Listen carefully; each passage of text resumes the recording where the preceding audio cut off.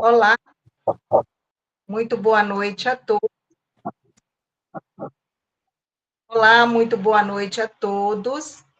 Estamos aqui para quem nos acompanha aqui no Café com Prosa, entrevista do Ponto de Cultura IDR. Hoje recebemos a presença muito especial do ex-delegado-geral da Polícia Civil de Minas Gerais, Dr. Luiz Carlos Ferreira, profissional com longa trajetória no serviço público e profundo conhecedor dos desafios que desenvolve o acesso à segurança e à justiça. Nosso tema de hoje é fundamental: as dificuldades enfrentadas por integrantes de povos e comunidades tradicionais e por pessoas LGBTQIA+, no momento de registrar ocorrências relacionadas às violações de direito, seja por intolerância religiosa, discriminação, preconceito ou violência motivada por identidade de gênero e orientação sexual. Vamos conversar sobre os procedimentos corretos, caminhos institucionais, formas de garantir que o atendimento seja respeitoso, eficaz e também sobre onde recorrer quando o acolhimento não acontece como deveria. Doutor Luiz Carlos, é uma honra tê-lo aqui conosco. Muito obrigada por ter aceitado o nosso convite. Agora, eu que agradeço. nesse momento, passo a palavra para o senhor Antônio, que é do Conselho de Promoção de Igualdade Racial do Estado de Minas Gerais. Senhor Antônio, fique à vontade para fazer a sua pergunta ao doutor Luiz. Boa noite a todos. Doutor, nós de comunidades tradicionais temos vários atos que não conformamos. E aproveitar a oportunidade e pedir o senhor uma grande informação. Quais são as principais barreiras que as comunidades tradicionais enfrentam ao tentar registrar uma ocorrência policial e violência de direitos de liberdade religiosa, entendeu? Ou de cultura. E aproveitar e depois que para mim registrar, depois que faz o BO, quais são os termos circunstanciais com a vítima para acompanhar o processo e quais são os prazos? Perfeito. Boa noite a todos, né? Obrigado, viu, gente, pelo acolhimento, pela recepção, né? Que foi dispensada.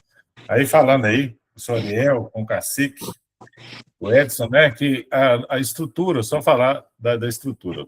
Eu me chamo Luiz Carlos Ferreira, sou natural de Contagem, moro em Contagem, né?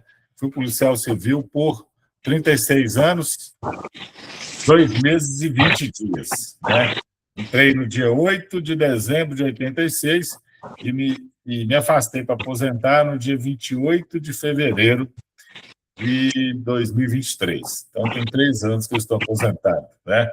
Eu consegui a minha liberdade. O que eu digo para vocês, né?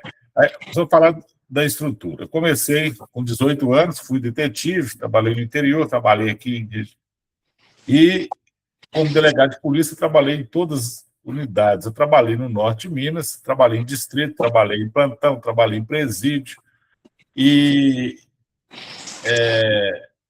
fui para a corregedoria e fiz a minha carreira lá, né? Eu exerci todas as funções que o delegado pode exercer dentro da corregedoria, tendo, inclusive, sido corregedor-geral de polícia. Aí eu falo, para essa figura, o delegado-geral, para alguns, pode pensar que é o chefe da Polícia Civil, como é em Pernambuco, em São Paulo, né? Rio de Janeiro já é secretário de Polícia Civil, aqui é chefe da Polícia Civil. Eu nunca ocupei esse cargo, no máximo fui corregedor, que na estrutura hierárquica era o terceiro na linha de comando. Aí o que o senhor falou aí, essas barreiras encontradas pelas comunidades. Eu falo, primeira coisa, eu não falo institucionalmente, porque eu estou aposentado, estou desligado, né? Meu irmão é coronel da PM formado, ele fala, hoje eu sou marimbondo sem ferrão, não é isso? Então você vira leão banguelo. Você não morde, você não ataca, você não tem mais. Mas o que eu vejo, isso aí na minha experiência, primeira coisa, as barreiras, a falta de conhecimento das pessoas. Eu falo por mim, falo de um modo geral, por quê? Porque depois que a Cláudia me passou essa incumbência, eu passei a estudar e programar. E realmente dá um frio na barriga, né? Para não falar bobagem, para não errar. E eu falo que a falta de conhecimento, ela atinge todo mundo, e atinge os policiais civis. Eu falo que eu trabalhei a maior parte da minha vida como delegado, parte da minha carreira, tentando corrigir. E um dos aspectos que eu sempre briguei, sempre cobrei, institucionalmente, o atendimento ao público. E quando o Constituinte vem lá em 88, mudar a expressão funcionário público para servidor público, olha só, funcionário público, servidor público. O servidor é quem? Ele serve. Então, o servidor público ele tem que servir o cidadão. Ele tem que servir aquilo. E aí eu falo que, primeira coisa, a falta de conhecimento das pessoas. Segundo, a má vontade. Má vontade. Preguiça. Querer ficar olhando no WhatsApp, mexendo lá, jogando, fazendo joguinho e empurrando, desculpa a expressão popular, empurrando com a barriga quem precisa de atendimento. Fazendo o tempo passar sem produzir. E o pior de todos, senhor Antônio, é o preconceito. Sem dúvida, é o maior entrave que os povos e comunidades tradicionais se encontram, né? Porque as pessoas têm medo do desconhecido, né? Têm segurança, etc. E tendem a se afastar, tendem a ignorar, tendem a tratar de forma jocosa, desrespeitosa, né? Isso não é só dentro da instituição, isso é de uma forma geral, infelizmente, né? E eu vejo aí que as comunidades tradicionais, o que vocês brigam, né? O respeito às origens, a ligação com a terra, né? A ligação com as crenças, nós temos que respeitar. E eu ouvi outro dia, esses dias, né, na internet, falando, por que nós temos que criar padrão de pessoas, de seres? Não, o padrão é meu, a minha crença, mas eu não posso externar, né? Se eu acho o cabelo, vou usar a Cláudia aqui como exemplo, eu acho o cabelo louro feio. Eu posso até achar, mas eu não posso falar isso, eu não posso te ofender, né? E as pessoas passam a fazer isso aí rotineiramente. Eu tenho me assustado. Estava vendo agora, eu vou até pegar aqui o nome da deputada estadual de São Paulo, do PL, que é vergonha alheia, né? Deixa eu achar aqui. A minha sobrinha me passou aqui, agora à noite, está no Instagram, está lá. Deputada Fabiana Bolsonaro, do PL. Ela pintando o rosto de preto. Será que eu sou preta? Será que eu vou sofrer as mesmas discriminações? E papapá?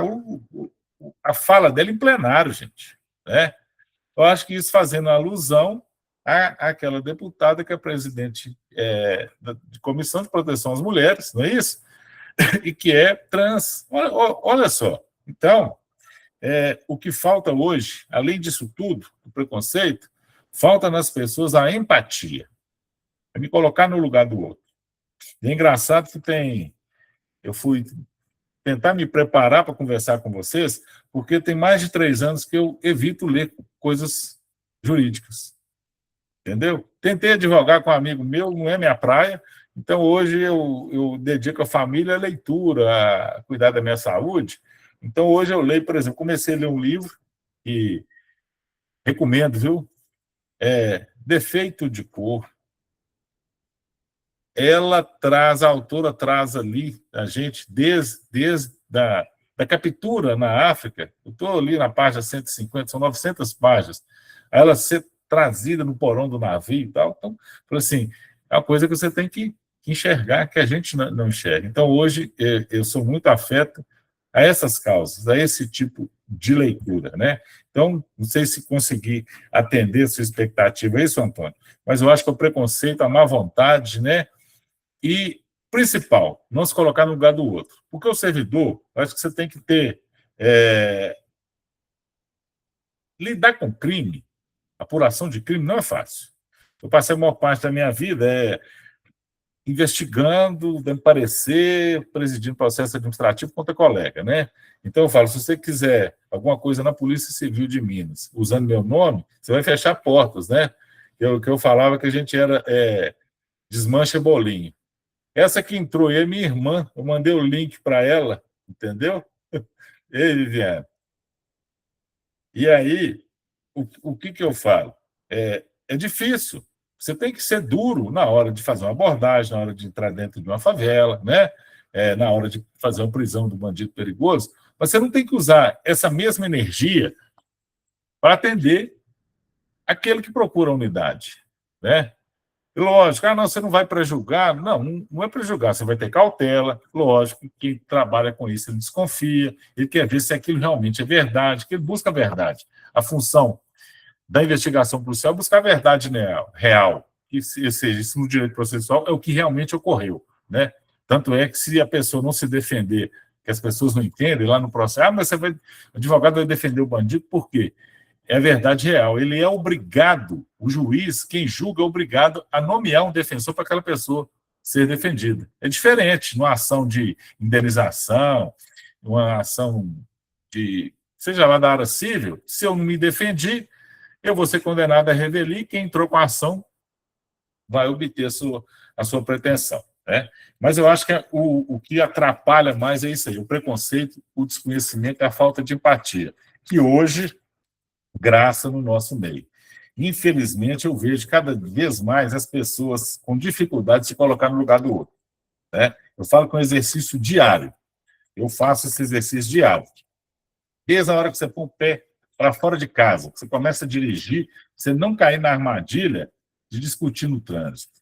Não cair na armadilha de xingar um palavrão porque você tomou uma fechada, né? De ser cortês com todo mundo que te atende, todo mundo que chega perto de você. É um desafio nos dias de hoje, onde o imediatismo, as redes sociais, a pressa tomou conta. Então, espero ter respondido aí. Entendo eu que a falta de conhecimento, o preconceito e o pior de tudo, hein, a falta de empatia. Se colocar no lugar do outro. Por que ele está procurando a unidade? Ele precisa?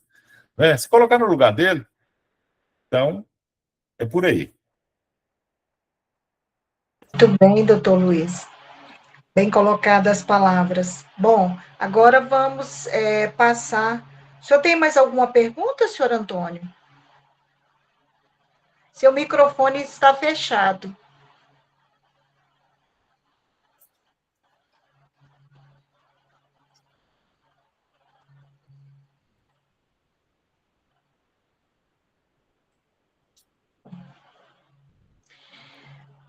Então, vamos passar para o Cacique. Cacique, vamos passar para o Cacique Rodrigues. Ele está aí, Ariel, ainda? Estou sim. Ah, sim. Está fechado sua... Bom, então vou mais uma vez, né, chamar o cacique o Edson Rodrigues, da aldeia indígena Articum, de Trindade, Pernambuco. Cacique, pode ficar à vontade para fazer a sua pergunta para o doutor Luiz. Boa noite, doutor Luiz. Boa noite. É uma pergunta simples, mas que a gente busca muitas vezes resposta e não encontra.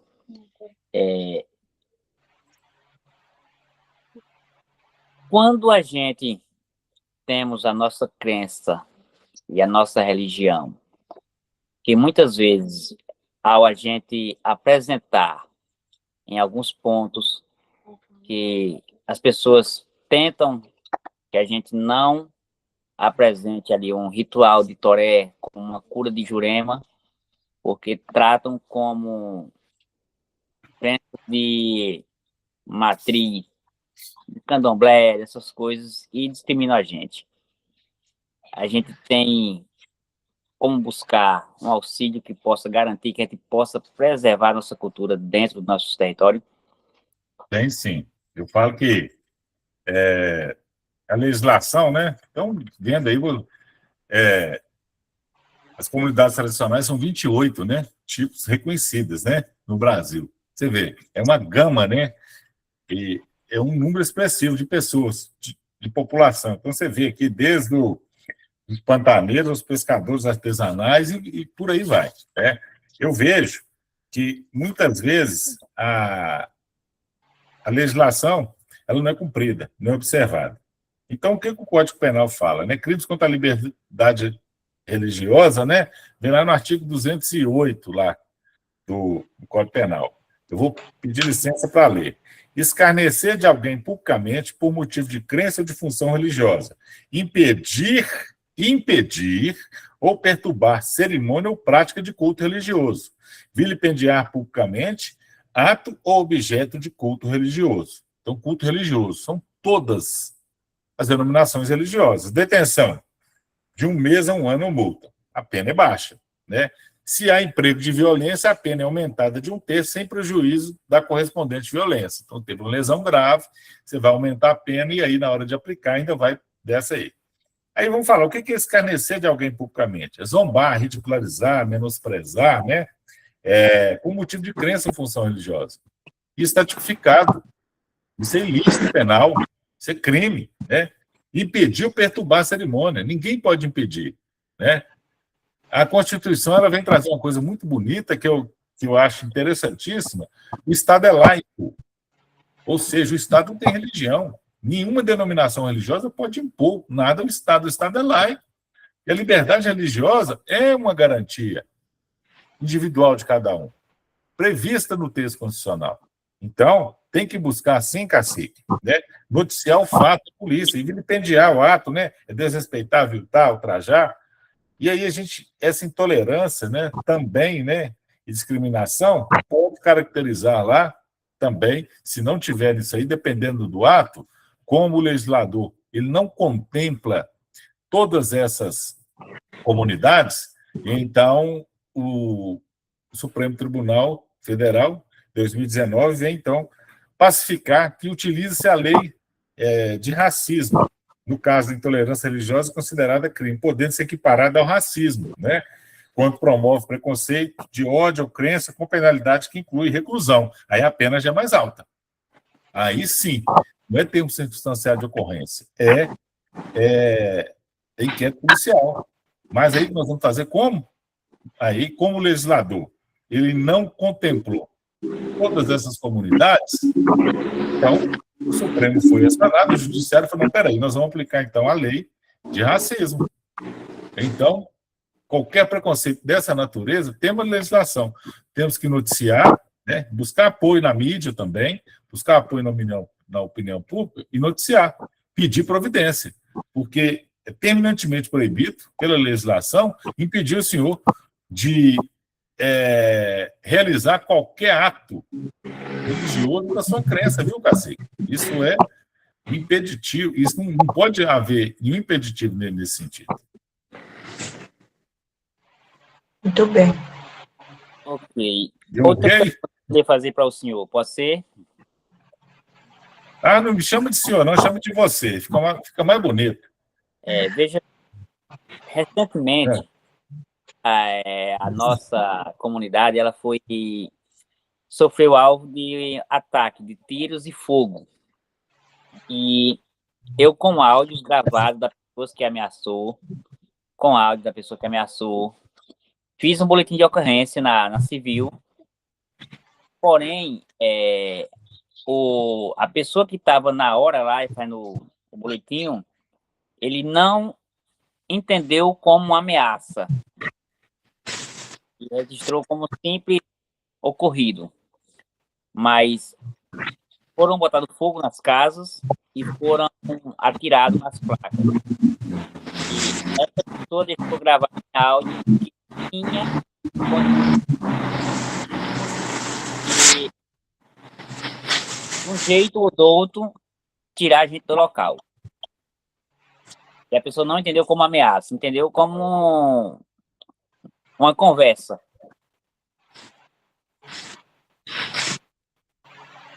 Acho que Tá fechado o microfone. Seu microfone está fechado. Eu fechei aqui para não dar... Deu um ruído aí. O senhor falou que eles atearam fogo, efetuaram disparo de arma de fogo.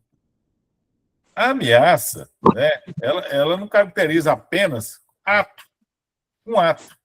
Uma feição pode caracterizar uma ameaça, um gesto, né? Ameaçar alguém, né? Eu não lembro aqui o termo correto aqui, mas ameaçar alguém, se não me engano, é o 147 do Código Penal, ameaçar alguém, só pode se sentir ameaçado com a minha presença, com a minha fisionomia, com o meu gesto. Eu não preciso falar que eu vou fazer mal, né? E aí tem outros crimes, atear fogo. Né? Você ateou fogo, você colocou em risco a vida daquelas pessoas. Crime ambiental. Tem inúmeros ilícitos aí, né? Que tem que ser apurados. Aqui, se fosse em Minas Gerais, eu falaria. Você vai procurar o que orienta. É difícil. A gente que está fora, né, do problema, eu sei que às vezes você não tem força. O que orienta aqui como cidadão? Você chegou, falou com o investigador, eu não sei se aí é agente de polícia, se é detetive, cada estado tem uma nomenclatura, ainda não unificou. Mas vai chegar e falar, eu quero registrar, não vou registrar. O que ele deve fazer? A gente vai falar com o chefe dele. O chefe não é acessível, o delegado não é acessível. Tente protocolizar por escrito, pegar recibo. Tem lugar que o cara não vai te dar o recibo, não vai atender. Aí você vai procurar a corregedoria, você vai procurar a ouvidoria de polícia, você vai procurar o Ministério Público. Né? Você vai noticiar o fato. Você tem que noticiar o fato. Né? Agora, se vai caracterizar, não, porque você chega lá para mim e fala que... Eu vou dar um exemplo, eu estou no atendimento. Eu vim aqui fazer uma ocorrência porque o meu inquilino não pagou aluguel. Vou virar e falar assim, ó, Cacique, o senhor não me leva a mal, não, mas isso aí o senhor tem que procurar um advogado, o senhor vai receber isso na justiça. Isso não é problema de polícia. Né? Não é, está claro que não é. Mas nesse caso aí que o senhor falou, tem vários elementos. E aí o Código de Processo Penal fala que você verificar a procedência da informação. Chegou a informação, o que a polícia tem que fazer? Verificar se aquilo realmente ocorreu e se ocorreu, se aquilo é crime. Então, tem que agir. O impulso oficial. Aí eu vou fazer também a defesa institucional. Você chega em delegacias aqui da região metropolitana, aqui em Contagem, o distrito que atende aqui o bairro Eldorado, onde eu moro, onde passa quase todas as linhas de ônibus passam na avenida aqui, a poucos metros da minha casa. Um dia um delegado trabalhava lá. A população flutuante nesse bairro durante o dia deve passar dos 200 mil. Eu estou jogando para baixo, 200 mil habitantes. Pensa bem o número de ocorrências que tem. Deve ser registrada diariamente, eu falo, no mínimo 100. Infelizmente, nós não temos estrutura para dar resposta. Mas isso aí é problema do Estado, não é problema seu, não. Hein? O senhor é vítima. O senhor precisa ser atendido. O seu problema não é maior e nem pior do que o de ninguém. O seu problema é o seu problema e o Estado tem que te dar a resposta. Ele dá conta? Não. Mas aí você tem que brigar. Tem que pedir, tem que reiterar e buscar os canais legítimos para que a sua pretensão seja atendida, de uma forma ou de outra. Ou é crime, nós vamos apurar. Não é crime, não. Está arquivado, mas te dá uma satisfação. Mas eu entendo, o seu lado e às vezes o lado do outro. Mas o não atender, não registrar, não resolve o problema. Né? Não é por aí. Correto. Bom, mais alguma pergunta, Cacique? Cacique? Bom, então vamos passar agora para a nossa conselheira municipal de saúde, a nossa querida Rejane, né, Rejane? Maila, Pode fazer as suas perguntas, viu? Maila, o seu Antônio, acho que tinha a segunda perguntinha, aí deu problema no microfone. Eu perguntei para ele, ele não respondeu. O senhor quer fazer mais alguma pergunta, senhor Antônio? É porque eu fiz duas em uma. Ah, Tá. Eu fiz vendo o duas que em que é uma. a sabedoria, gente? Então, vamos Eu, lá, Rejane. Então, vamos deixar Eu a falei que nossa ele é bom de conselheira prosa. desse jeito, hein? Olha só. Vamos lá, Rejane, pode fazer a sua pergunta, fica à vontade. Pois é, boa noite novamente. Boa noite, querido. O doutor Luiz Carlos acabou respondendo as duas perguntas que eu iria fazer, né? Mas de novo. Mas vamos complementar aqui. Eu acho que, assim, a gente que atua na saúde, nós nos preocupamos, e eu principalmente, que represento os usuários, o cidadão, usuário do SUS, com o acolhimento, né, com empatia. E essas são as suas palavras também, e eu entendo que todo servidor público deveria ter como princípio, né, o acolhimento, a empatia, porque da mesma forma que o cidadão procura um posto médico por estar doente, ele só procura uma delegacia porque se sentiu, de alguma forma, né, ofendido, desrespeitado. E o que a gente percebe, doutor Luiz Carlos, que aqui... O microfone. Ah. Posso continuar? Sim. Ouvir? O desconhecimento dos seus direitos, às vezes, leva a muitas das impunidades que a gente vivencia no dia a dia, né? Porque o cidadão, ao chegar numa delegacia, primeiro que qualquer cidadão comum, ao chegar numa delegacia, já se sente intimidado, né? Pelo fato de estar numa delegacia. E o segundo, que é o fato de que aquele servidor que deveria estar ali para nos servir, já nos atende como se estivéssemos fazendo um favor, né? E essa é a grande questão do cidadão. A quem eu procuro? A corregedoria, a ouvidoria, e quando eu vou ter essa resposta? Eu também já disse aí, é responsabilidade do Estado apurar se houve um crime, nos dá essa resposta, mas nós nunca temos essa resposta, né? Então, a minha pergunta vai da seguinte forma: qual a melhor forma para que a gente cobre esse retorno daqueles que seriam responsáveis de nos dar?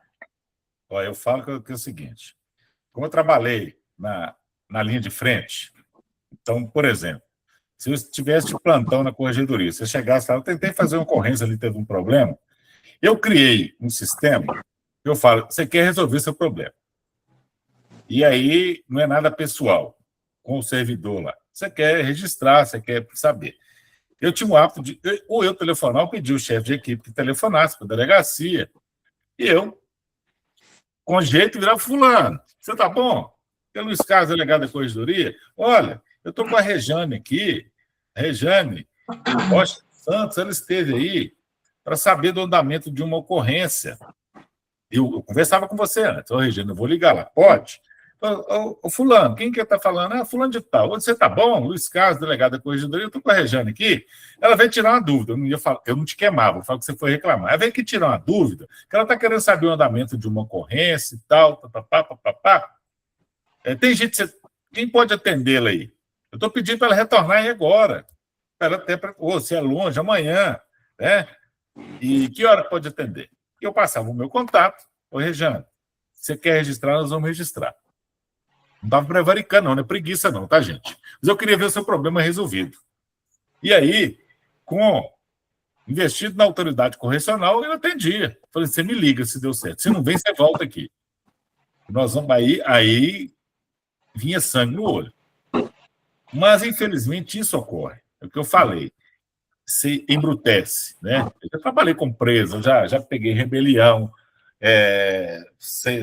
desarmar e entrar para dentro da galeria com 200 presos, só eu e um policial desarmado, né? Com medo de ser morto. Já passou por cada coisa. Entrar num ambiente desse é com espírito. Atender alguém que chega para registrar uma ocorrência é outro, né? E aí, o que você vai fazer? É o que eu falei. Tenta conversar com a chefia. Quem que é o chefe da equipe? Às vezes eles não vão te dar atenção, infelizmente.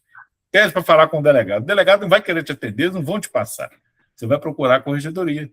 Aqui em Minas Gerais você vai procurar a corregedoria. Funciona hoje onde era o antigo Detran, lá na Avenida João Pinheiro. É procurar a corregedoria. Você tem outros canais, você tem ouvidoria de polícia. Você tem o Disque 100, que é o Disque de Direitos Humanos. Você tem o Ministério Público, que faz o controle externo da atividade policial. Vá e noticie o fato. Vá e noticie o fato. Porque você tem direito à resposta. Você tem direito, sim, a ter a sua pretensão atendida. Você é cidadã, você paga imposto, né? Você não pode ser relegado a segundo plano, não. Mas aí eu peço desculpas institucionalmente, né? Hoje eu não faço mais parte da instituição, sou inativo, mas o atendimento é péssimo em diversas unidades. E eu vou te falar que tem mudado. Vou delongar aqui. Antigamente, quando eu entrei para a polícia, lá em 86 para 87, você saía da Cadepol, fazia o curso. Se eu fosse para o interior do estado, eu não precisava voltar mais para fazer nenhum curso de formação em Belo Horizonte, na Cadepol, porque era tudo centralizado aqui. E não tinha. Então, você fazia um curso de chefia, um de aperfeiçoamento de chefia, e muitas vezes chegava ao final da carreira, você podia aposentar lá sem nunca mais ter que voltar em Belo Horizonte. A não ser para vir na hora de querer aposentadoria, trazer a documentação necessária para protocolizar seu pedido de aposentadoria. Olha só, hoje não. Então, há pouco tempo, eu, antes de aposentar, ainda fiz, tem um curso hoje, EAD, que todo policial é obrigado a fazer, de atendimento ao público.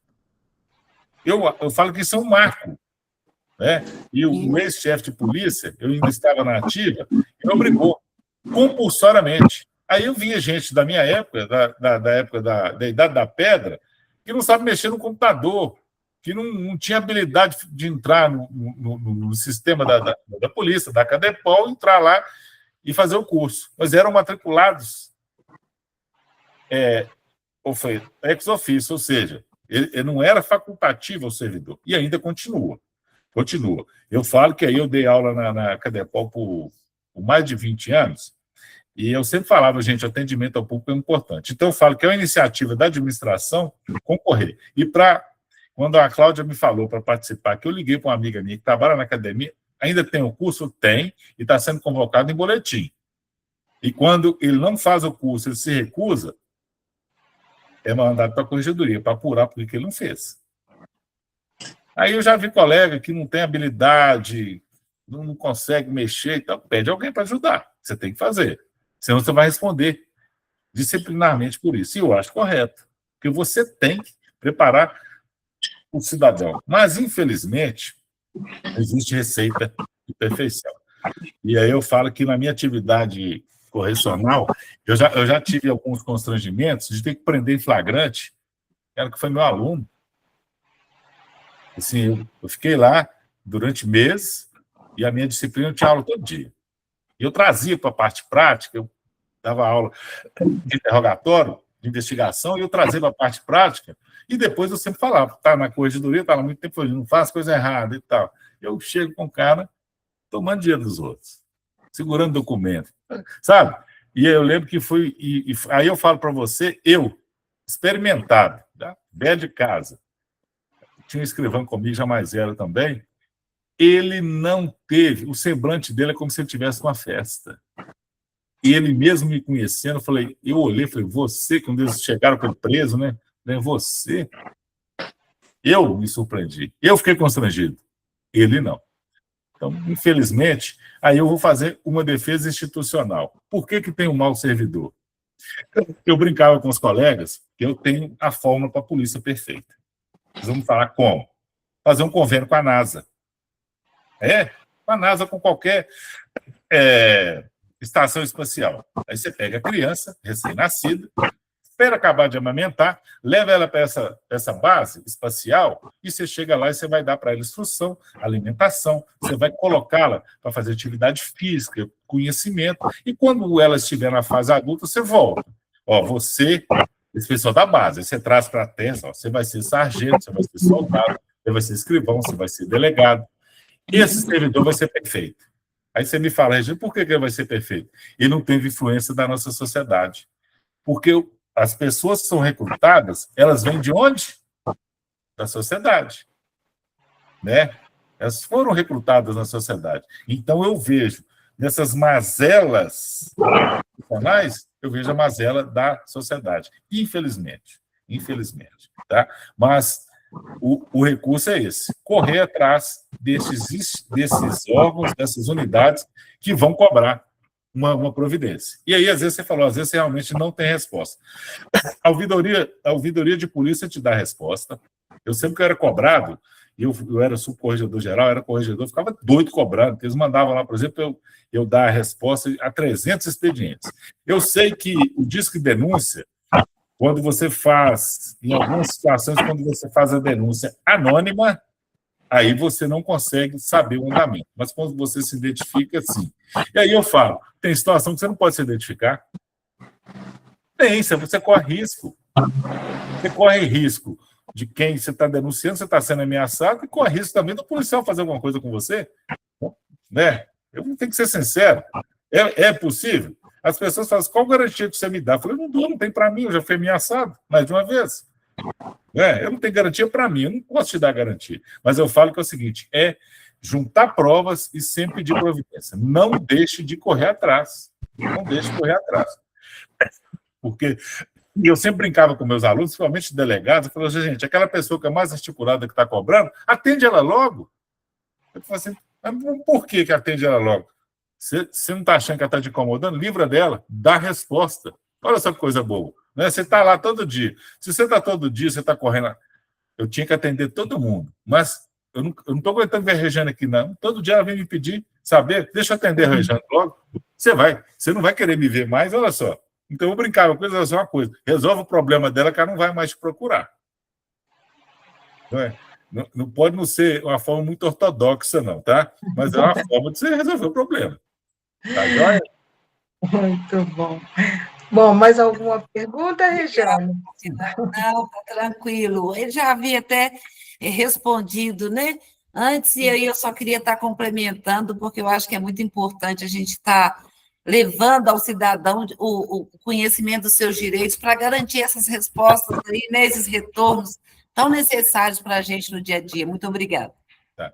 Ô, Regiane, só completar aqui, como você falou, quais os prazos? Não sei se alguém vai me fazer essa pergunta, desculpa aí, eu vou me atropelar. Mas, por exemplo, quando você registra, o que o delegado de polícia, que é o presidente, né, a quem é direcionado uma ocorrência, tem que fazer?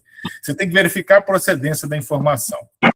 E hoje, no nosso sistema, é um sistema pioneiro do Brasil, que é o PCNet, ele hoje já é tudo ligado lá no judiciário, tudo é eletrônico. Mas o que você faz? Eu recebi a ocorrência e eu tinha que verificar, opa, peraí. Não, foi extravio de documento, fato atípico, não é crime. Então, se é fato atípico, a polícia não tem que fazer nada.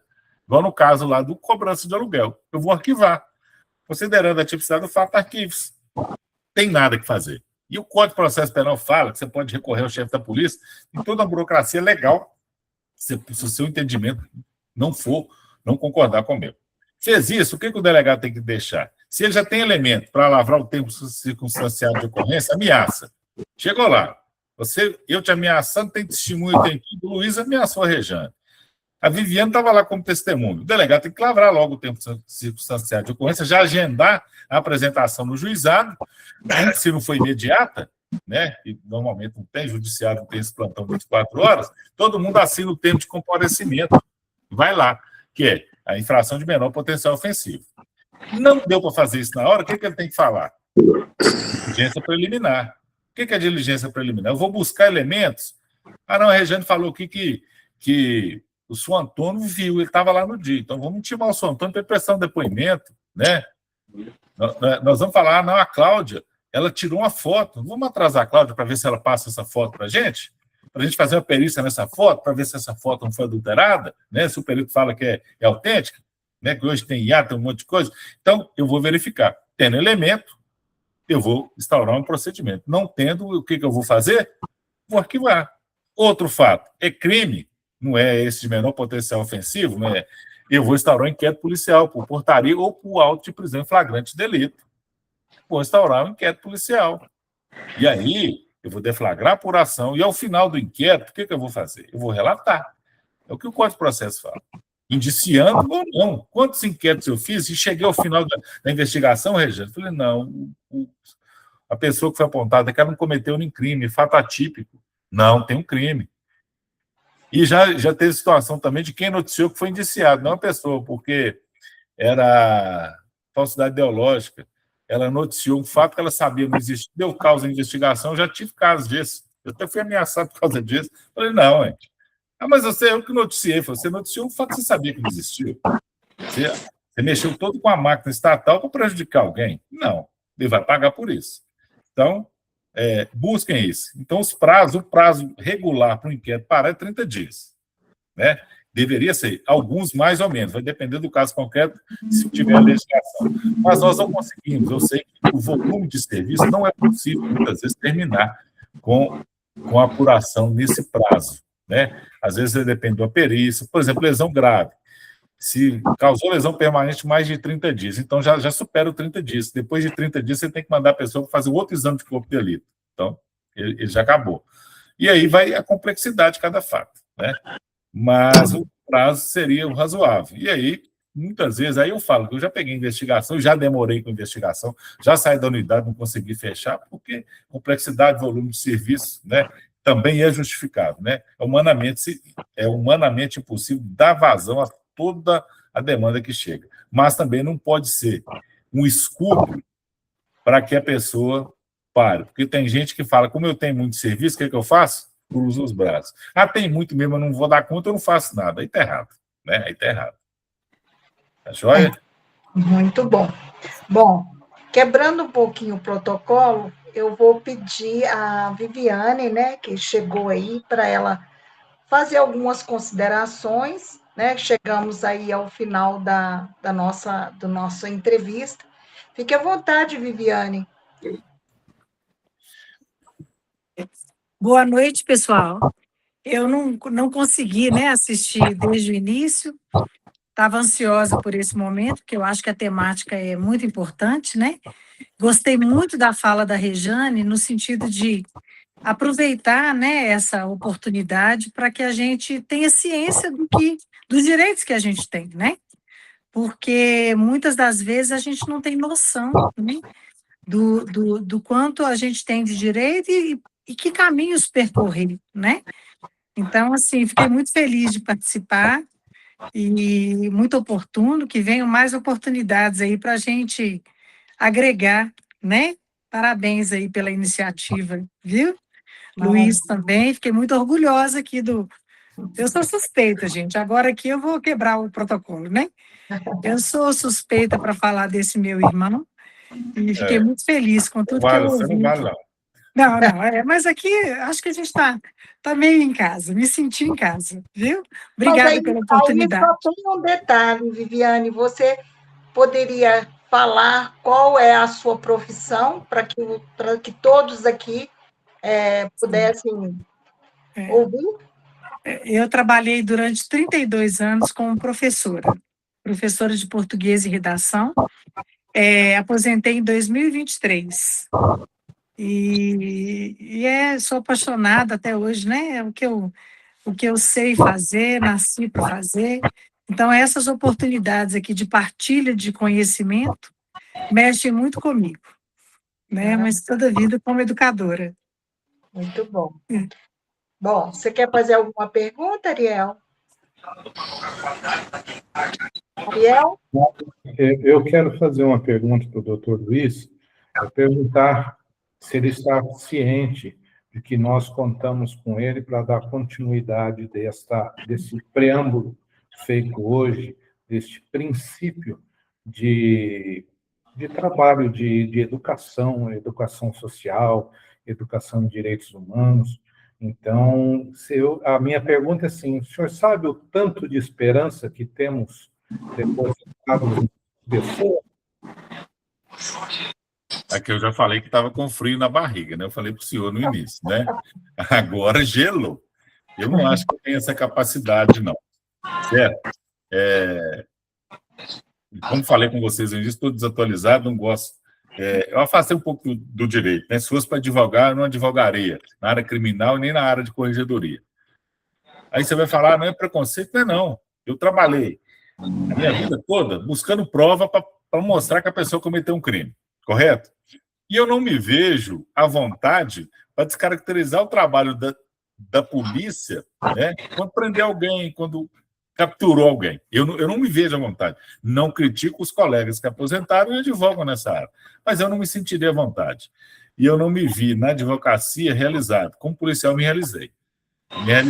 Era um sonho de criança, meu pai foi policial, eu entrei com 18 anos e saí, e Deus foi bom comigo, porque eu saí mais do que eu queria. Eu consegui assentar, sem falsa modéstia, no Conselho Superior de Polícia, fui promovido, nunca tive politicagem partidária e institucional, né?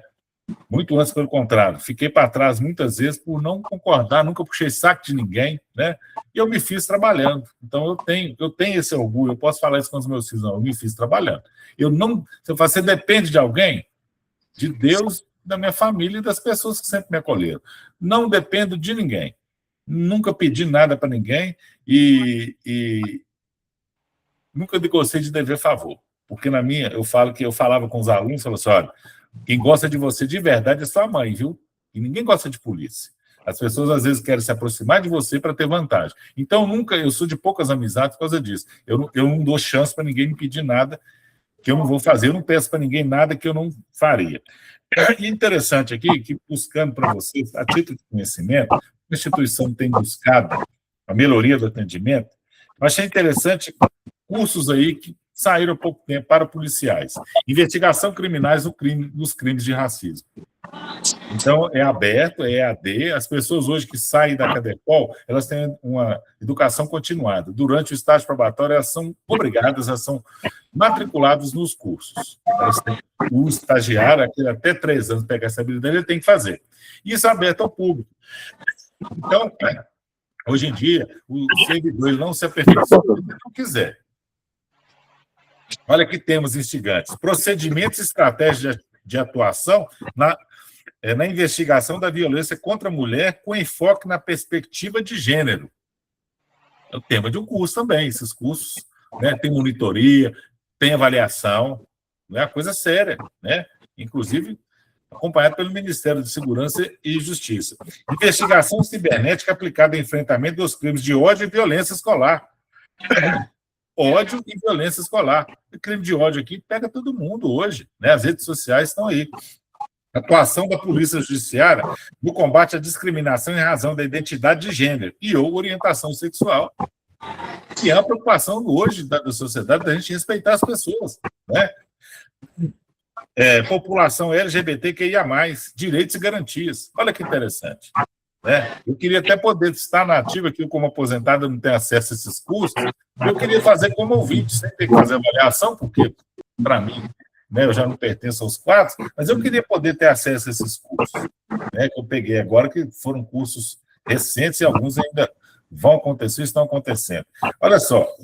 Doutor, deixa eu fazer uma partezinha aí, aproveitando essa sua fala.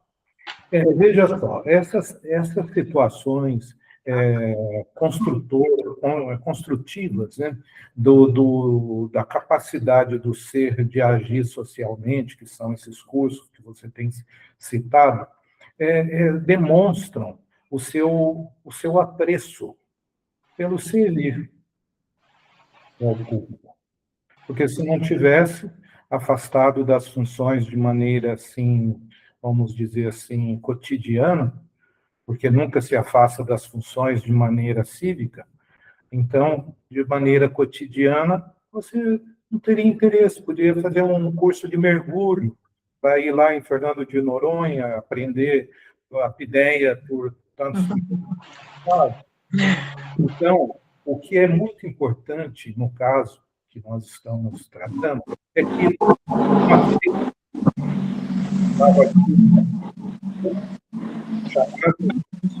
mineiros do Umã, da Serra do Umã, porque misturaram muito com quilombolas. Então, são os índios diferenciados, a história deles é diferenciada. Foram reconhecidos em 1940.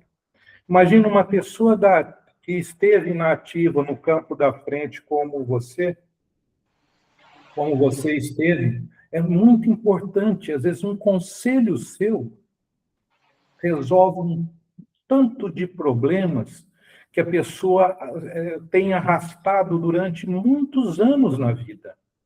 Então, nesse sentido, é que temos, e a Cláudia sempre falou da sua postura, é que temos essa esperança. O seu Antônio, presidente hoje do Conselho Estadual de Promoção da Igualdade Racial de Minas Gerais, a Mayla, conselheira estadual, a Rejane, conselheira municipal de saúde, numa cidade de quase 700 mil habitantes. Imagina se eles vão pedir conselho onde o funcionário público é totalmente desprovido da empatia. Ele está ali porque ele tem que pagar uma faculdade para ter aquele recursinho mensal para pagar uma faculdade para almejar um outro posto na hierarquia social. Então, é muito importante essa postura sua e nós queremos, assim, aproveitar dela. Queremos tirar proveito dessa sua postura. Se eu pudesse ser útil. Já foi e vai continuar sendo. Tá vendo, doutor Luiz, está sendo intimado, hein? Olha duas só. coisas que eu não abro mão hoje. É de fazer atividade física, que eu quero envelhecer com autonomia. Né? Eu estou com 57, eu quero envelhecer com autonomia. Né? Eu vi uma pessoa brincando, eu quero chegar lá não sei quantos anos que o Criador vai permitir que eu esteja nesse plano, mas eu quero chegar podendo andar, tomar banho e ir no banheiro sozinho. Né? É a minha pretensão. E não abro mão de ler. E é engraçado que eu tento fazer alguns trabalhos voluntários, né? Ligado a algumas situações, ou carreira solo com alguém que já faça, né? Mas é engraçado que um tipo de leitura que me chama a atenção hoje, estou com um livro aqui que outro dia eu fui conversar com eu tenho mania de entrar em livraria e ficar olhando, né? Então, olha só, Pretamorfoses, biografia não autorizada de um ex-branco.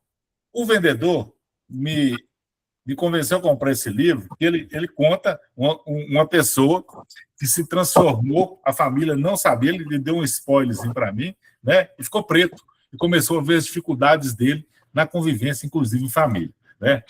O Manual Antirracista, Viviane leu há pouco tempo, está aqui porque é um livro que eu quero que todo mundo leia. Porque eu sou racista. Sem saber, sem perceber, né? Quarto de Despejo. Todo mundo tem que ler para ver o que é uma mãe, né? Aquilo ali é uma lição, tapa na cara da gente. Quarto de Despejo. Estou lendo, estou adorando Defeito de Cor.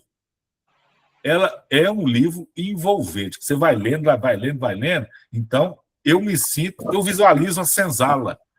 Nessa fazenda tinha a senzala grande e a senzala pequena. Eu me vejo dentro da senzala. Então, assim, e começa a pesar. Vou dar só um spoiler. No iníciozinho do livro tem um estupro coletivo. Lá na África ainda. É pesado, mas traz a gente a reflexão. Né? O Pacto da Branquitude. Quem não leu, leia. Para ver quanto nós somos privilegiados e que meritocracia não existe nesse país. Hoje eu sou um crítico, né?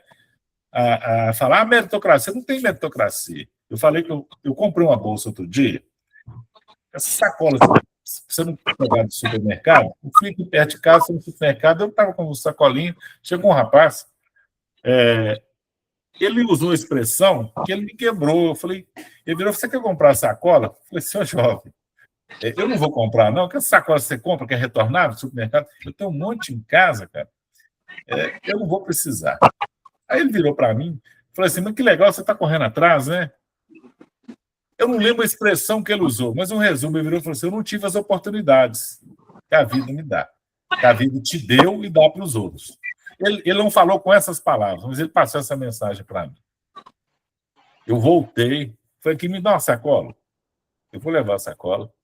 Pela abordagem dele, sabe? Eu falei, não, cara, eu fiquei emocionado com ele. Eu falei, venda tudo, você venda muito. Sabe por quê? Ele não me viu, ele não me conhecia, ele estava ainda vi que ele estava com. Falei, você fraturou a perna aí, esses parafusos, ele estava com aquela grade que põe, né? Na perna ali, parafuso. Falei, nossa, você ainda está com dificuldade de andar. Sabe por que eu achei interessante? Da simplicidade e da forma que ele se desnudou diante de um desconhecido. Ele se desnudou. Ele me deu uma lição, tipo, falou, bicho, toda hora a porta bate na minha cara, ninguém abre, por isso que eu estou aqui. Eu peguei aquilo ali no ar, falei assim, nós não conversamos mais do que 5 minutos. Eu passei para ele o dinheiro, nós nos cumprimentamos, desejei boa sorte, fui embora. Talvez eu nunca mais o veja. Mas ele me deu uma lição. Eu entrei no carro com as sacolas, eu falei, puxa vida. E esse cara mostrou na prática aquilo que eu leio. Né? E aí isso acontece com muita gente. Né? Com muita gente. Então, eu estou tentando, né, nesse mundo de provas e expiações, né, melhorar fazendo essa visão empática. Então, isso aqui não é discussão, que eu não sou candidato a nada, não, viu? E aconselho a todos a fazer, a se colocar no lugar do outro. Não é fácil. Vem dúvida, vem... Não, um monte de coisa. Não é fácil, não. Não é fácil. Ver o outro, imaginar o outro. Mas a gente vai tentar. Quando eu vejo alguém falando, é igual a Cláudia falou no início, não, porque você está trazendo outros povos aqui, você deve ter ouvido alguém falar ou fazer cara feia, isso é mimimi. É mimimi para ele, não é mimimi para quem sofre, não é mimimi para quem não é reconhecido, não é mimimi para aquele que não tem seu direito reconhecido. Para ele não é mimimi, não. Porque para mim pode ser porque eu não preciso daquilo, aquilo nunca me afligiu, então é o que eu deixo aí. Né? Obrigado pela acolhida, viu, Ariel? Olha, então, lembre-se, tá? Contamos com você. Para casos assim, pontuais, de orientação, de encaminhamento, de luz, lançar luz no procedimento. Porque o seu Antônio, se nós pedirmos a ele, do alto das suas canas, né? Ele poderia nos contar inúmeros casos de discriminação, de violação de direitos. A Rejane, a mesma coisa. Imagina, você faria um relatório. Se você estivesse na ativa, você ia atropelar, né, a ordem dos serviços estabelecidos, porque você ia ter tanto, só nessa reuniãozinha, porque você sabe o tanto que você tinha quando estava na ativa. A Mayla também, com essa ligação que nós temos com todos os estados e 3 províncias moçambicanas. Então, todos têm muitas histórias para contar e precisamos de luz. Um pontinho de luz ilumina. O problema é quando está tudo escuro. Aí é o problema. Não é, Santônio? Tanta coisa boa, né, Santônio, que pode sair de locais onde existe a luz. E elas precisam chegar onde necessita da luz. Tem muita coisa boa que pode surgir. Mas o ser humano, principalmente o homem, ele é muito complicado, não? É muito complicado. Mas dá para a gente caminhar aí e tentar derrubar essas barreiras e ver o que a gente consegue a bem da humanidade aí. Com certeza. Muito bom.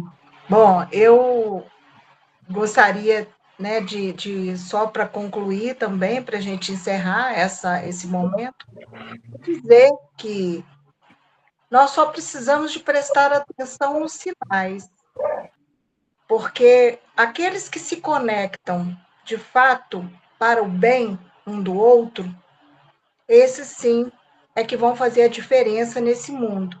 É difícil, viu, senhor Antônio? É muito difícil ser humano, mas como aí essa reflexão que o doutor Luiz falou, sempre há um chamado, há sempre um momento em que a gente se depara com o outro que nos ensina, e que muitas vezes aquilo ali também é um canal de troca. Eu falo que a vida é uma via de mão dupla, tudo que vai e volta. Então, assim, a gente tem que prestar muita atenção no que aquilo está nos trazendo, para nos ensinar, ou talvez para também nós ensinarmos o outro. Então, assim, nesse momento de encerramento, eu gostaria muito de agradecer imensamente a sua presença, doutor Luiz, que compartilhou aqui informações importantíssimas no acolhimento e respeito, garantia de direitos, que são favoráveis, né? E também das obrigações do Estado, né? E dizer a todos vocês, senhor Antônio, Rejane, Ariel, Viviane, muito obrigada por mais uma único, que com certeza quem assistir vai gostar e vai aprender alguma coisa. Meu muito obrigada, boa noite a todos. Boa noite. E não saiam daí, vamos continuar a nossa conversa. Fique à vontade. Boa noite, gente. Boa noite também a todos. Boa noite.